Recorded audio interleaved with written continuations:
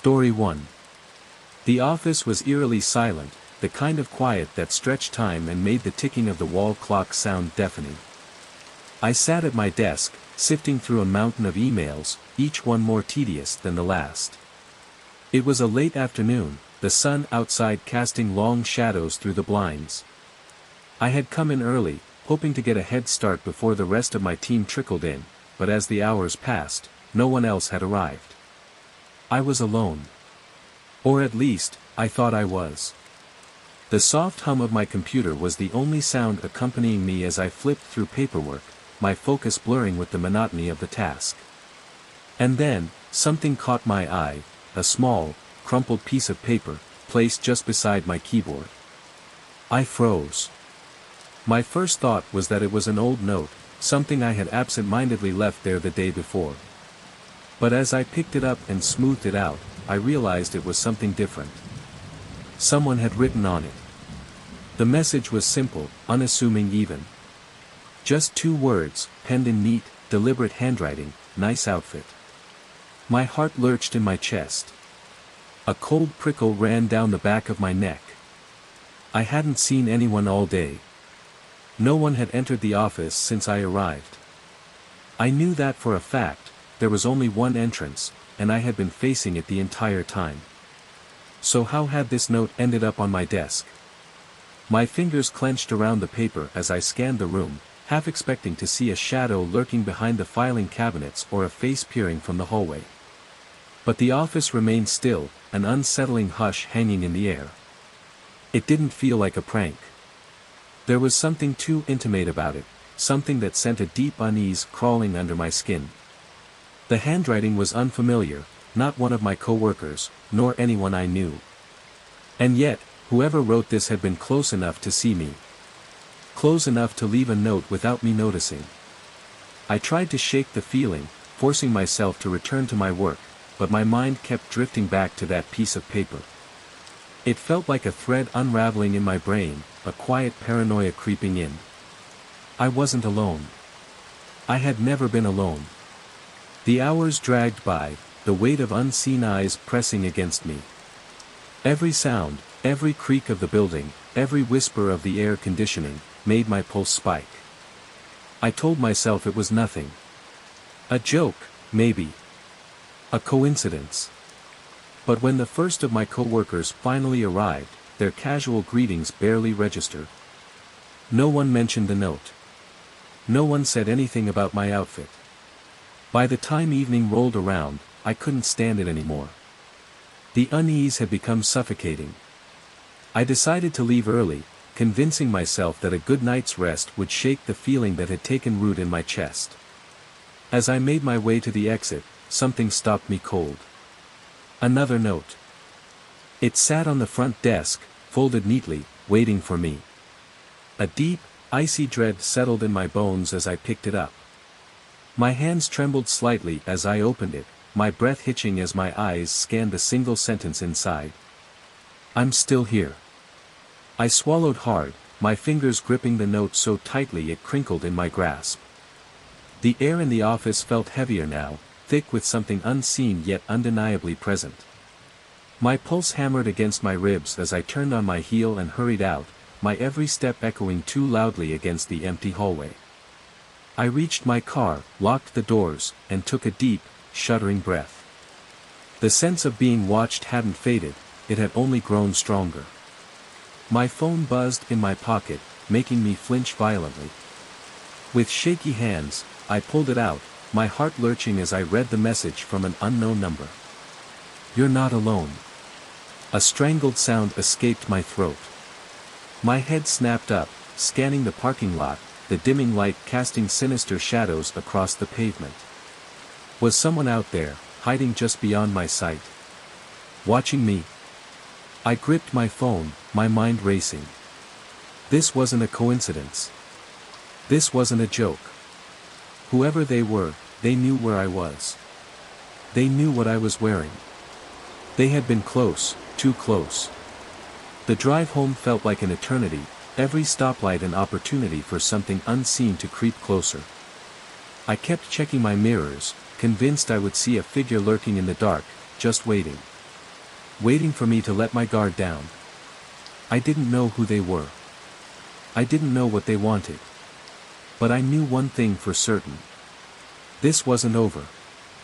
Story 2. It started like any other morning. I was going through my usual routine, brushing my teeth, making coffee, scrolling absent-mindedly through my phone, when a sudden vibration on my wrist shattered the silence. My smartwatch. I glanced down, expecting a weather update or maybe a message from a friend. But instead, a simple reminder glowed on the screen. Meeting. I frowned. There shouldn't have been any meetings today. My calendar was empty. I hadn't scheduled anything, nor had I received any emails about an appointment. A chill slithered down my spine as I tapped the screen, expecting it to be some kind of glitch. The reminder didn't go away. It just sat there, staring back at me like a silent demand. I exhaled sharply, trying to shake off the unease creeping over me. It was probably nothing, just a syncing error, maybe. With a firm press, I dismissed the notification. The watch buzzed again. The same reminder. Meeting. This time, the vibration felt stronger, more urgent, as if the device itself was insisting. I checked my phone, searching through my apps, my emails, my messages, anything that might explain where this was coming from. But there was nothing. No scheduled calls. No event invitations. No notes about any kind of meeting. And yet, the reminder remained. By noon, my nerves were fraying. The watch wouldn't stop buzzing, no matter how many times I dismissed the notification. My attempts to reset the device failed. I even turned it off, but the moment I powered it back on. Meeting. It was as if the watch knew something I didn't. I decided to get out of the house for a while, clear my mind. The moment I stepped outside, the buzzing stopped. The screen went blank. Relief washed over me like cool air after a fever. Maybe my smartwatch really was just malfunctioning. Maybe stepping away from my home had somehow reset it. But then, as I walked down the street, I noticed them. A figure. Standing at the far end of the block, their back turned to me. Motionless. I couldn't see their face, couldn't make out any details, but there was something off about the way they stood. Too still. Too rigid. It felt like they were waiting. For what? For me. I swallowed hard and forced myself to keep walking. It was probably just someone standing around, minding their own business. I was overthinking. The watch had put me on edge, that's all. When I returned home, the reminder was gone. For the rest of the day, I tried to push it out of my mind. But that night, as I lay in bed, just as I was slipping into sleep, my watch buzzed. I bolted upright, heart hammering. I didn't want to look. I knew what it would say. But still, with shaking hands, I raised my wrist. The message had changed. It's time. A shiver licked down my spine. My breath caught in my throat. Time for what? I tried unlocking the screen, but it wouldn't respond. The words just sat there, glowing, waiting. Then, another buzz. Another message. I'm waiting. A cold dread curled in my stomach. My hands trembled as I grabbed my phone, checking my security cameras. My driveway. My front porch. My back door. Empty. But I felt it. The presence. The unseen weight pressing in around me. Something, someone, was watching me. And they were waiting. For the meeting. For me. Story 3. It was early in the morning when I noticed it. The world outside was still caught in the clutches of dawn, shrouded in that eerie pre-sunrise gloom where shadows seemed to stretch unnaturally, and the air carried a strange, almost expectant stillness. I had just woken up, groggy and disoriented, my mind not yet fully anchored to reality. As I stumbled my way downstairs, rubbing the remnants of sleep from my eyes, the familiar sounds of the old house greeted me, the groan of the wooden steps beneath my weight, the faint whisper of the wind pressing against the windows. But something felt off. It wasn't a sound, not exactly. It was more like the absence of one. The kind of silence that felt intentional, as if the house itself was holding its breath, waiting. Still, I pushed the feeling aside, blaming it on morning drowsiness, and went about my usual routine. As I reached the front door to check the mail, my hand hesitated on the knob. I wasn't sure why at first, but then my eyes landed on it, a single, deep, jagged scratch carved right into the center of the lock. My breath hitched. The cut was fresh, raw, the metal edges still rough, as if whatever had made the mark had done so recently. A sharp chill crawled up my spine, leaving goosebumps in its wake. Someone had tried to get in. The realization rooted me to the spot. My fingers ghosted over the marred surface, tracing the uneven groove. It wasn't a random scuff or a careless accident, this was deliberate. Purposeful. And yet, strangely, there was no other sign of forced entry. No broken glass. No pried open doorframe. No footprints trailing through the frost-covered grass outside. Just that single, solitary scratch, like a warning. Or a message. I swallowed hard, my throat dry. Had I heard anything last night? Any creaks, any soft scuffles just outside the house? I tried to remember, tried to pull fragments from the fog of sleep, but nothing came. The night had been still, deceptively peaceful. But someone had been here. I took a slow, measured breath, attempting to steady the anxious drum of my heartbeat. Maybe it was just some random vandal, a bored troublemaker looking for an easy thrill. But even as the thought crossed my mind, it felt flimsy, a weak excuse meant to soothe the unease twisting in my gut.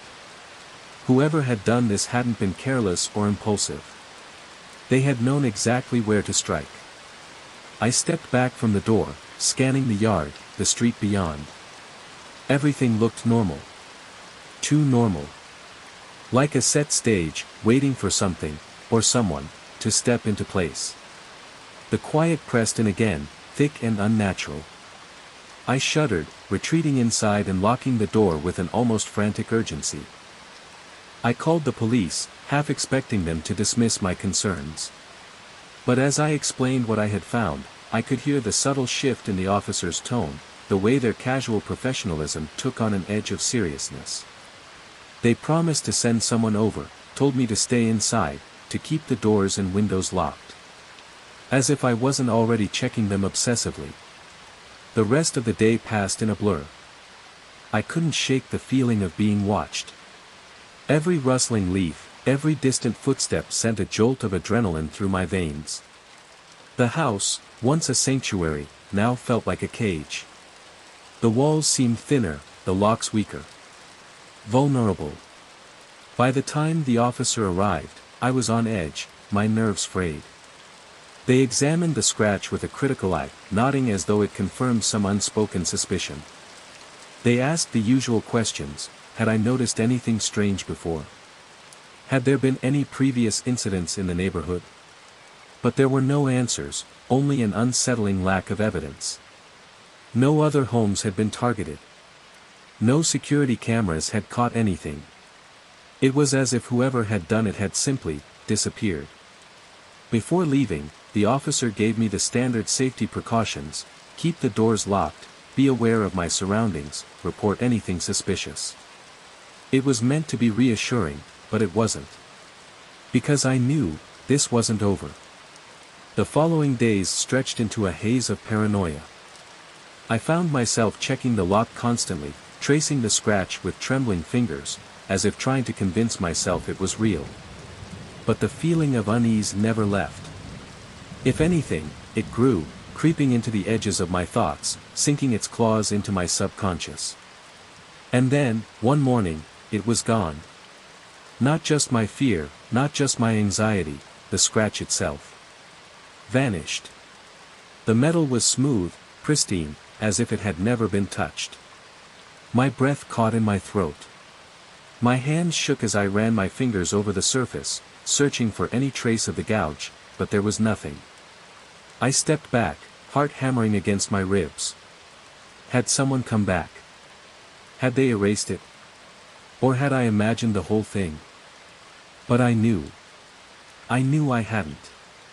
The feeling of being watched remained, a constant, suffocating presence lingering just beyond the edges of my perception. The locks were intact, the doors secure, but security was an illusion. Someone had been here. Someone had marked their presence, left their silent message, and then, removed it. Not gone. Waiting. I still lock my doors every night. I still check the windows. But it doesn't matter. Because deep down, I know the truth. They never needed to break in. They were already inside. Story 4. The night had settled over the city, wrapping the empty streets in a thick, suffocating silence.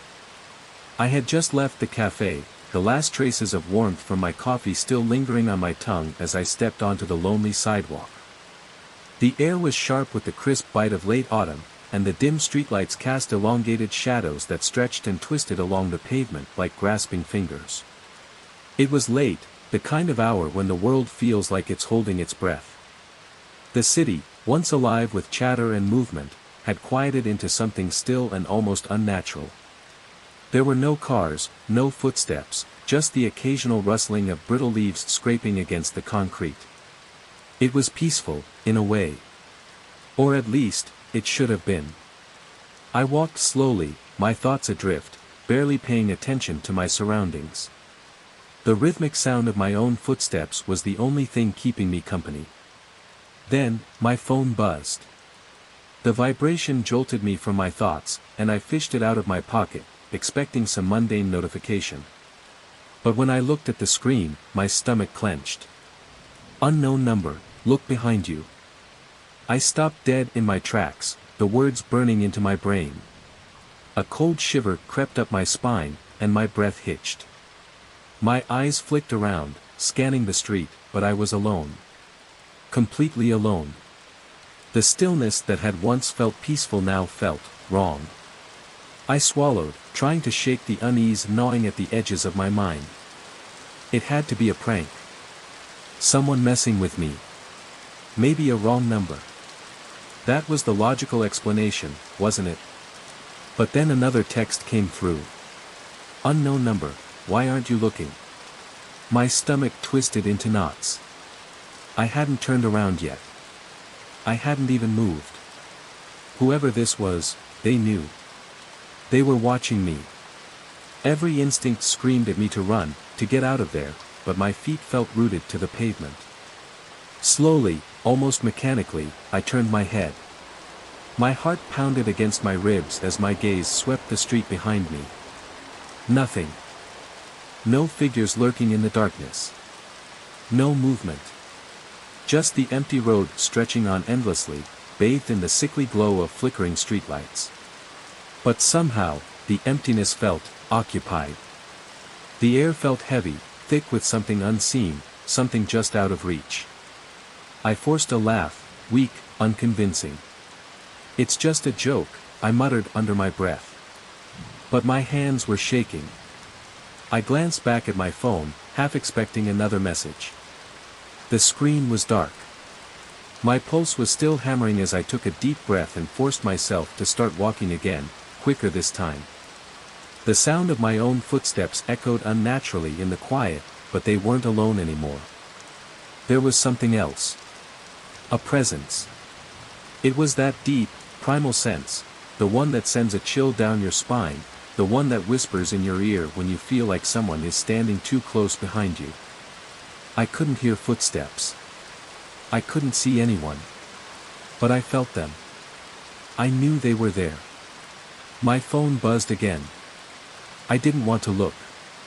I didn't want to look. But I did. Unknown number, I'm right behind you. Panic shot through me like ice water in my veins. I spun around, nearly tripping over my own feet. The street remained unchanged, silent, still, empty.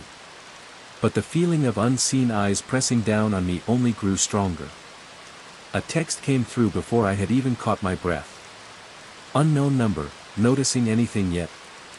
Terror clamped around my throat. Whoever this was, they knew. They knew I wasn't just scared, they knew how I was reacting.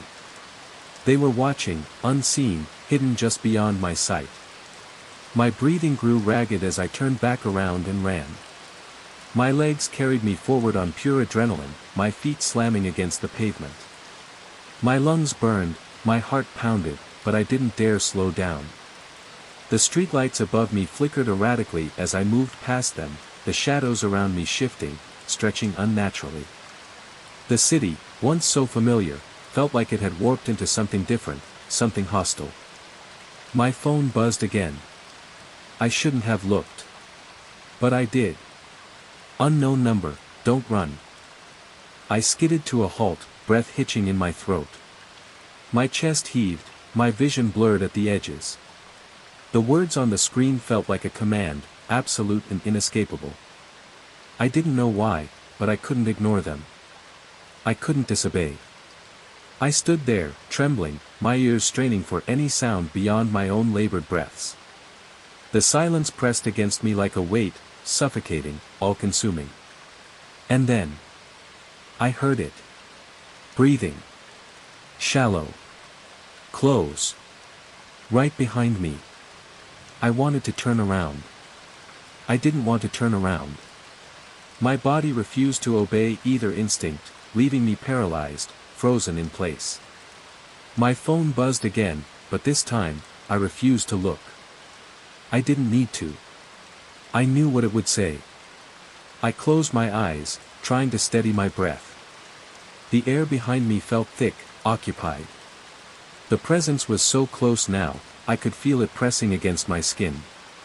Cold, unmoving. Waiting. My fingers clenched around my phone, and in a single desperate motion, I forced myself to move, to run. I didn't know where I was going.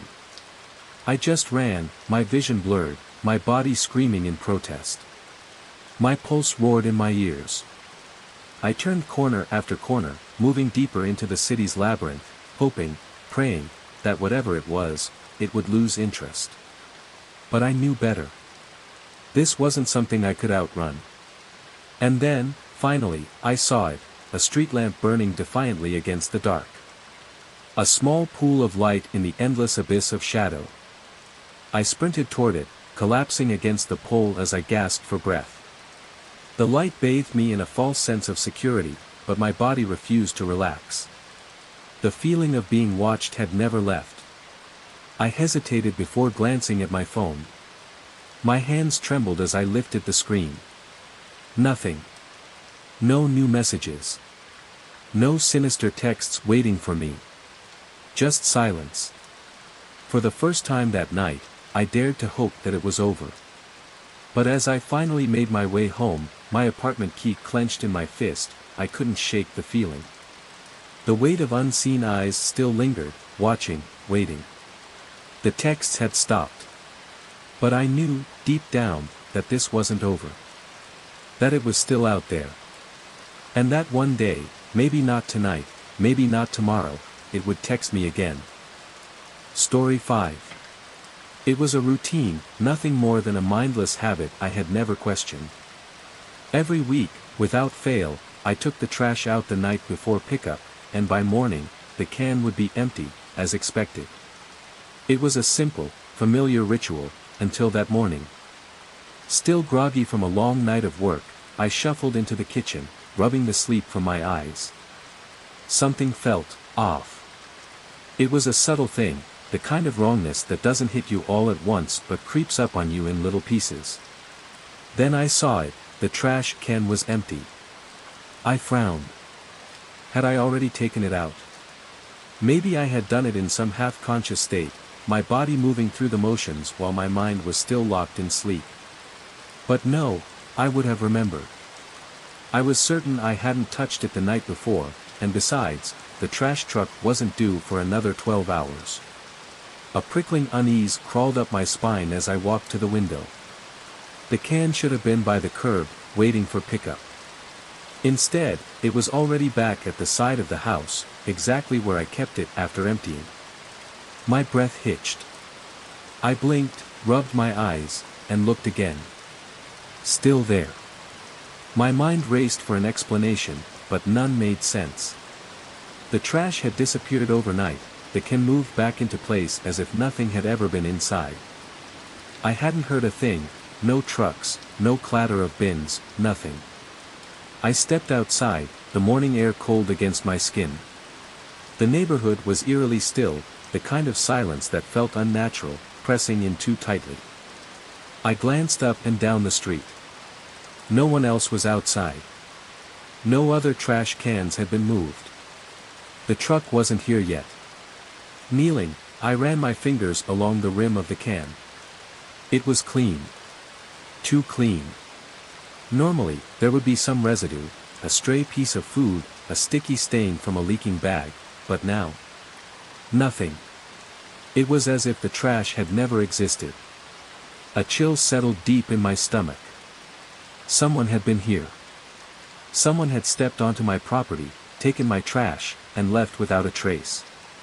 The thought made my skin crawl. I hesitated, considering calling the police, but what would I even say? That someone had stolen my garbage. They'd laugh me off the phone. Maybe it was a mistake, some mix-up by a neighbor or an early, unscheduled pickup.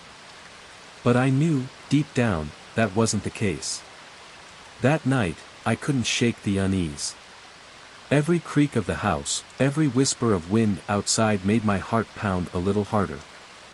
Then, just as I was about to drift off, I heard it, the faintest rustling sound. My breath caught in my throat. It was soft, barely there, but unmistakable. Someone was outside. I moved slowly, cautiously, to the window, peering through the blinds. The street was empty. No figures lurking in the shadows. No movement. And yet, the feeling remained. That bone-deep certainty that I wasn't alone. Morning came, and with it, an unbearable tension. I forced myself to check the trash can. This time, everything was normal. The trash I had put out the night before was still there, undisturbed. The world had returned to its ordinary state, as if nothing strange had ever happened. But I knew better. Days passed, and I found myself obsessively checking the can, watching for any sign that it had been touched. It never was. The eerie, inexplicable event never repeated itself. And yet, the unease never left me. Every time I took my trash out, I hesitated. Every time I set the can by the curb, I felt the weight of unseen eyes on me. Someone had been there that night, someone who knew my routine, someone who had taken my trash for reasons I couldn't understand. And the worst part? I had no idea who they were. Or if they would come back. Story 6. It had been an ordinary day, the kind that fades into the background of countless others. I was sorting through my mail, barely paying attention, when something unusual caught my eye. A small package, light in my hands, its shape giving away nothing of what lay inside. The paper was plain, unmarked, and the label was handwritten in uneven strokes, as if someone had scrawled it in a hurry. There was no return address. No postmark. Just my name and address, sitting there in unfamiliar handwriting. A strange unease settled over me, but curiosity was stronger.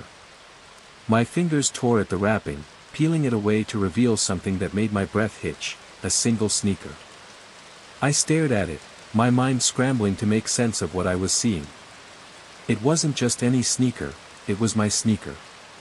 The same brand, the same color, the same scuff marks and wear patterns. A shoe I hadn't seen in months. A shoe I had lost. The memory surfaced with eerie clarity. Months ago, I had gone out to run errands, wearing this very pair of sneakers. When I returned home, one was missing. I had searched for it, retraced my steps, even checked the parking lot of the store I'd visited, but it was simply gone. Frustrated, I had eventually given up, assuming I had left it behind somewhere. It wasn't important enough to dwell on. But now, here it was, sitting in a package with no explanation. A cold sensation crept up my spine. How had someone found it? And why would they return just one? I turned the shoe over in my hands, inspecting it as if it held the answer. The more I thought about it, the more unsettling it became. Had someone been watching me all this time? Tracking my movements? The thought made my skin crawl. Setting the shoe down, I paced the room, my mind racing through possibilities. Was this some kind of prank? But who would go to such lengths for a joke this bizarre? And why send it anonymously? There was no note, no explanation, just this single, silent message in the form of an object I had long forgotten. Feeling an icy grip of paranoia, I grabbed my phone and checked the footage from my security cameras. I scanned through the past few days, looking for anything, someone approaching my house, a delivery I hadn't noticed. But there was nothing. No one had come to the door. No delivery truck. No movement at all. The package had just appeared. I swallowed hard, a knot tightening in my stomach. The implications twisted in my mind. Someone knew. They knew about the lost shoe. They knew it was mine. And now, they wanted me to know that they knew. That night, I couldn't shake the feeling of being watched. Every creak in the house sent my heart racing. Every shadow in the corners of my vision felt heavier, darker, stretching toward me. Sleep was impossible. My thoughts kept circling back to the shoe, to the faceless presence behind it. The next morning, desperate for some kind of resolution, I drove to the store where I had last worn the sneakers. Maybe an employee had found it. Maybe someone had picked it up and meant to return it, but had taken months to do so. It was a stretch, but I needed answers. I wandered the aisles, my eyes scanning for something, anything, that felt out of place. But of course, there was nothing. When I finally worked up the courage to ask an employee if anyone had turned in a lost shoe, they gave me a bewildered look and shook their head. No one had seen anything. No one had found anything. I returned home, more frustrated and anxious than before. The shoe still sat on my table, waiting. Watching. It didn't belong here. It felt like an intruder in my own space.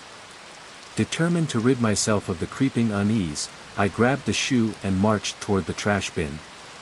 Maybe if I threw it away, I could let it go, put this whole thing behind me.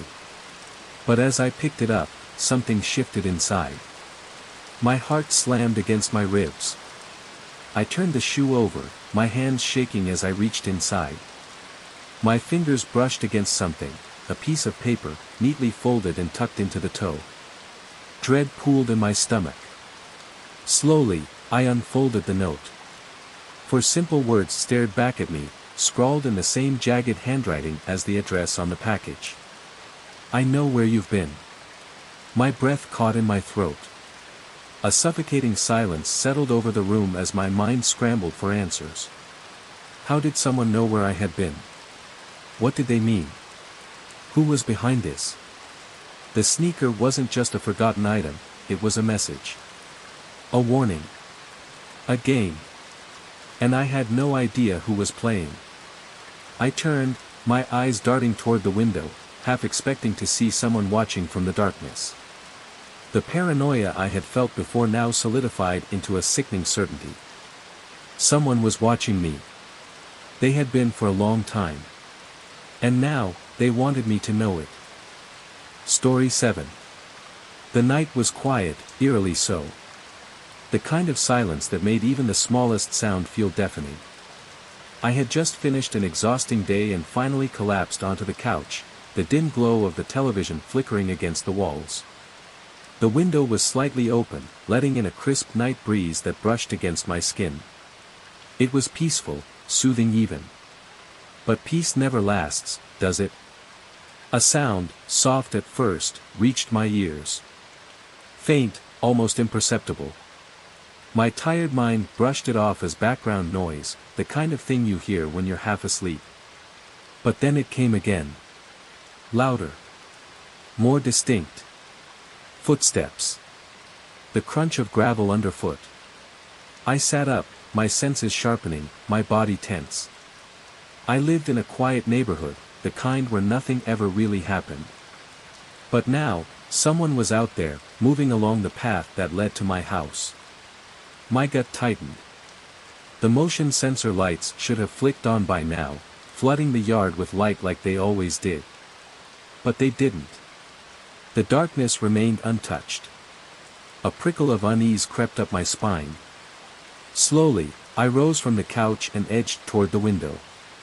My fingers curled around the sill as I peered outside. The yard was a sea of black shadows, the trees swaying gently in the wind. At first, I saw nothing. Then I did. A figure. Standing perfectly still in the farthest corner of my yard, just by the fence. Tall. Unmoving. Watching. A chill rolled through me, the kind that settles deep in your bones. The figure was shrouded in darkness, its outline barely distinguishable against the night. I couldn't make out a face, no discernible features, just a shape, looming, waiting. My heart pounded against my ribs. I wanted to believe it was just a trick of the light, a distortion of shadows, but something about it was wrong. Deeply wrong. I swallowed hard, my breath caught in my chest. I should have looked away, but I couldn't. And then. It moved. Not a step. Not a lurch. Just a subtle shift, as if it had been standing rigidly still and was now, leaning forward. Studying me. I stumbled back from the window, my pulse hammering. My mind scrambled for logic. A neighbor? Someone lost? But no one stands that still, that unnaturally motionless, for that long. The thought sent a fresh wave of dread coursing through me. I forced myself to move, rushing toward the hallway where my phone lay charging. My hands trembled as I punched in 911. The operator picked up. "There's someone in my yard," I whispered, my voice barely my own. "They're just standing there. The motion lights aren't working.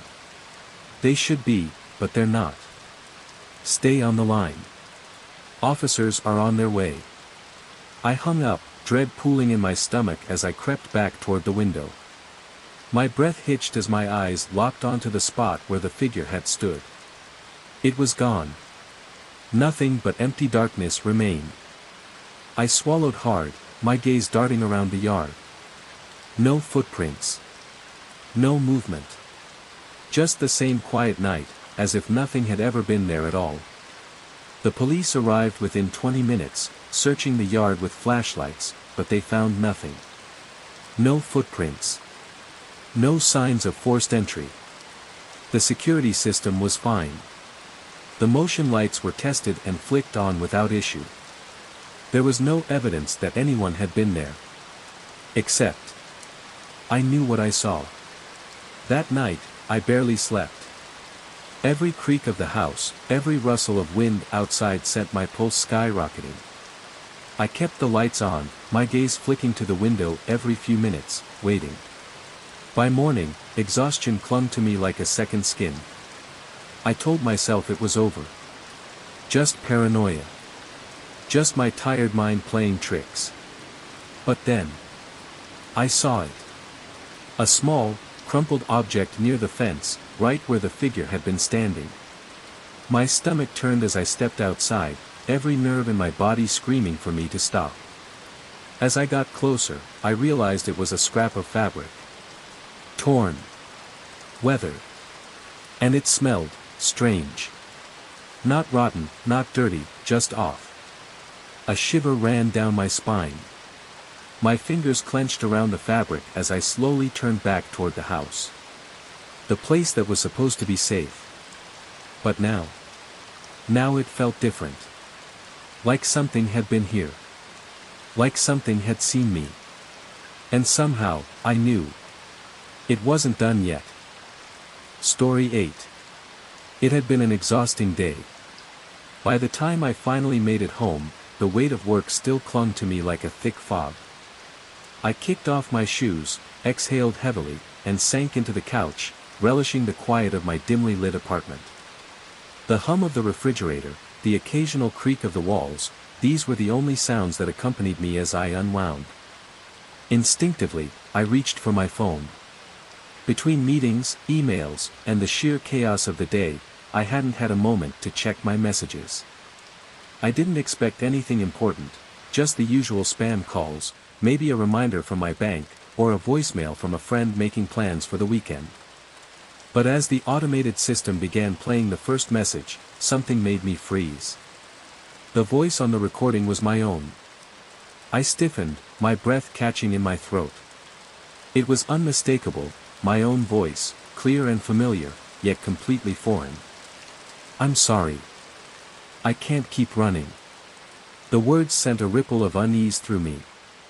I replayed the message, trying to make sense of it. I had no memory of leaving a voicemail, certainly not one like this. My hands shook slightly as I checked my call log. No outgoing calls. No missed calls. Nothing. The voicemail existed in isolation, without any record of how it had gotten there. I told myself it was a glitch, some bizarre technical error. That was the only logical explanation. And yet, the words burrowed into my mind, refusing to be dismissed. I couldn't keep running, from what? A cold shiver traced my spine as I suddenly became hyper-aware of my surroundings. The silence in the apartment felt heavier, more deliberate, as though something unseen was waiting, watching. I swallowed hard, pushing the thought away. I was just tired.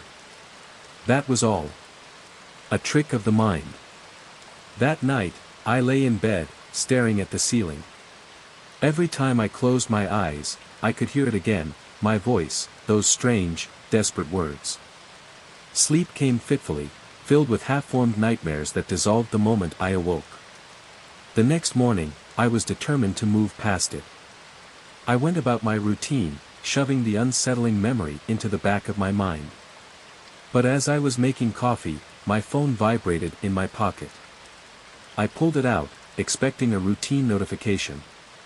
Instead, my stomach lurched. A new voicemail. With growing dread, I hesitated before pressing play. "It's not over. You don't know what's coming." The whisper was softer this time, almost taunting. A chill washed over me as I stared at the screen. My mouth was dry. My pulse thudded in my ears. Who was sending these messages? I checked my call log again. No calls. No records. My voicemail should have been empty. And yet, there it was. A suffocating sense of dread coiled around my chest. I tried to tell myself it was just some elaborate prank, but deep down, I knew that wasn't true. That night, I locked my doors. I checked the windows twice. Every shadow in the corners of my apartment seemed darker, stretched impossibly long. The air felt colder, heavier, charged with something unseen. The kind of presence you don't see but feel, a weight pressing in from all sides. I placed my phone on the nightstand and tried to sleep, but paranoia kept me alert. Every creak of the floorboards, every whisper of the wind outside made my skin prickle.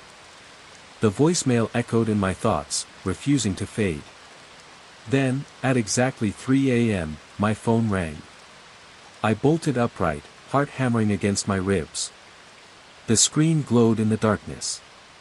Unknown caller. I hesitated. My fingers hovered over the screen. I shouldn't answer. And yet, my thumb moved on its own, pressing the green button. A crackle of static. For a moment, silence. Then, a voice. My voice. But it wasn't me. It was wrong, distorted, distant, carrying an edge of something I couldn't place. "It's coming. You can't hide from it." A sharp, electric fear shot through my body, and I slammed the phone onto the nightstand. My breath came in short, ragged gasps. My skin was ice cold. I wanted to believe it was a prank, but I knew better. I didn't sleep after that. I sat in bed, staring into the darkness, waiting for something, anything, to happen. But nothing did. By morning, the phone was silent. No missed calls. No new voicemails. Days passed. The messages stopped. But the feeling never left me.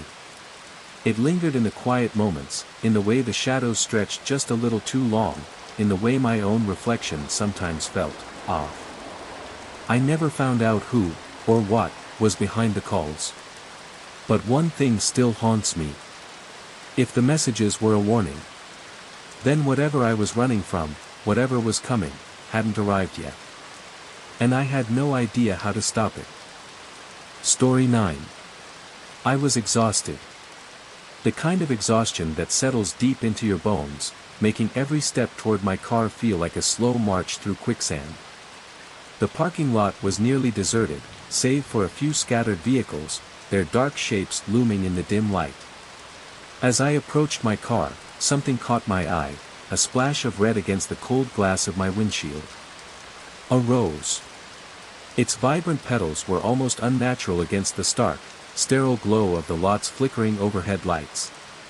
At first, I thought it might have been left by mistake, but then I saw the small note tucked neatly beneath it. My breath hitched as I reached for it, my fingers trembling ever so slightly. See you soon. The words were simple, yet something about them made my skin crawl.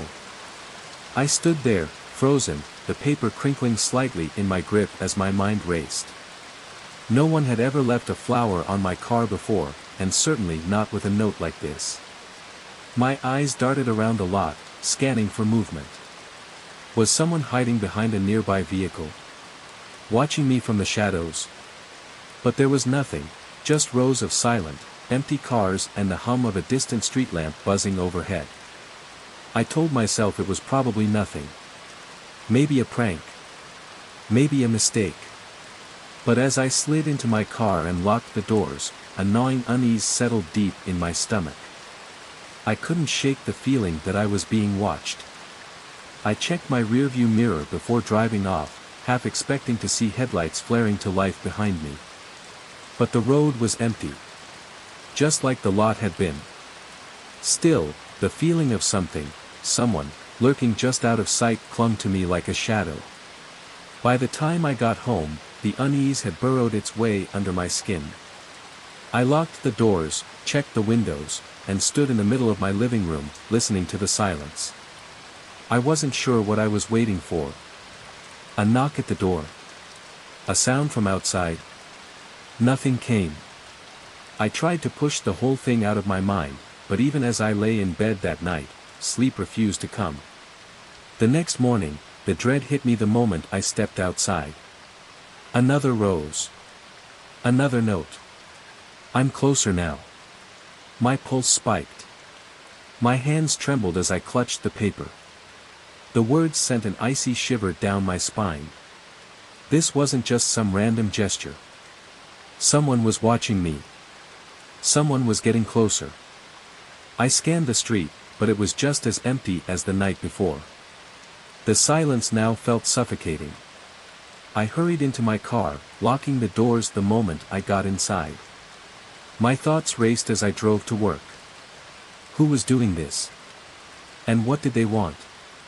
All day, I was on edge, flinching at every unexpected noise, checking over my shoulder more times than I could count.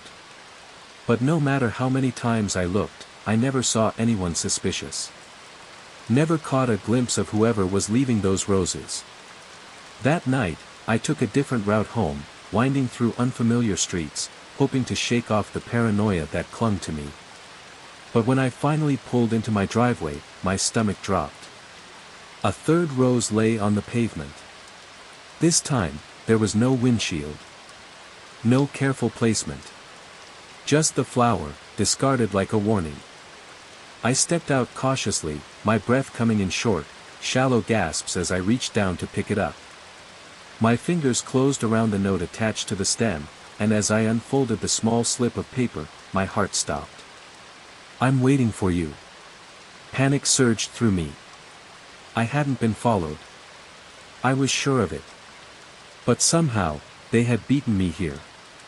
Somehow, they already knew where I lived. I ran inside, locking the door behind me, my hands shaking so badly I could barely turn the deadbolt. Should I call the police? Would they even take me seriously? It was just a rose, just a note, but my gut told me this was more than some harmless prank. This was deliberate. This was personal. The next morning, I couldn't bring myself to leave the house.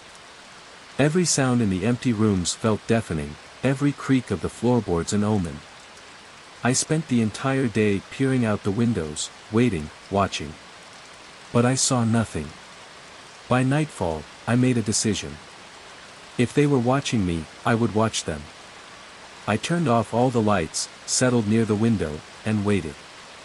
Hours passed. The quiet was oppressive, thick with the weight of something unseen. I started to wonder if I was imagining it all, if maybe, just maybe, it really had been nothing. And then, movement. A shadow in my front yard. My heart pounded as I watched a figure move through the darkness, slow and deliberate. Their face was obscured by the night, but their intent was clear. They walked straight to my car. Stopped. And placed something on the windshield. Another rose. I grabbed my phone with shaking hands and dialed 911, whispering to the operator as I watched, frozen in fear. But just as quickly as they had appeared, the figure turned and melted into the shadows. By the time I made it outside, they were gone.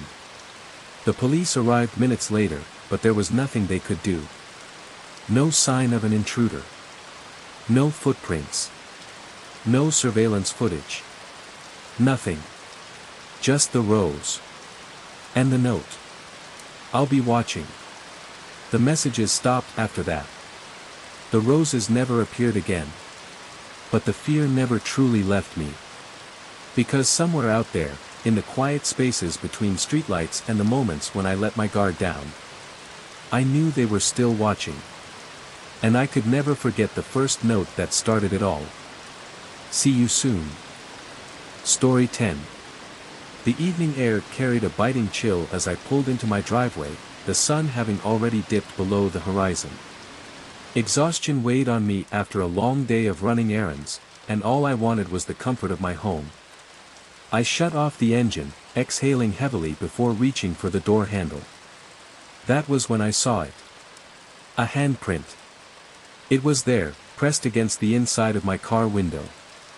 I froze, my breath caught in my throat.